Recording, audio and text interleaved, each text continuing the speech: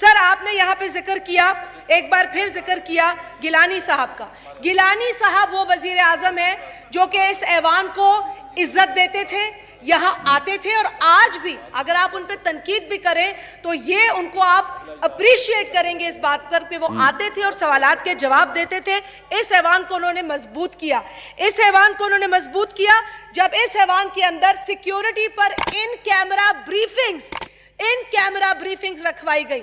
اس ایوان میں کھڑے ہو کر انہوں نے دنیا کے بدترین اور سب سے بڑے ٹیررسٹ کو شہید نہیں کہا، اسے کنڈیم کیا.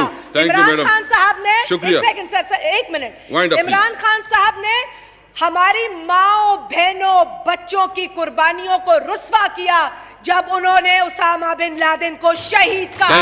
انہوں نے ہمارے افاق افواج کو just 1 minute. Oh, thank you. اور no cross talk please. مولوی صاحب صرف policy statement please, only policy statement. Sir بسم اللہ الرحمن الرحیم. جناب اسپیکر بہت شکریہ. Policy statement. جناب اسپیکر میں بالکل فیکٹس پہ بات کروں گا. یہاں پہ جناب اسپیکر پیٹرولیم پرائسز کے بارے میں بات کی گئی. آپ کو میں یہ بتاؤں جناب اسپیکر، بہن آپ اس کے بعد بات کر لیجئے گا. جسٹ 1 منٹ جناب اسپیکر. ایک منٹ just 1 please quick. Shazia sir ان کے پیٹرول کے جواب پہ تو مجھے بعد میں بات کرنی ہے، لیکن میں بات کر لوں.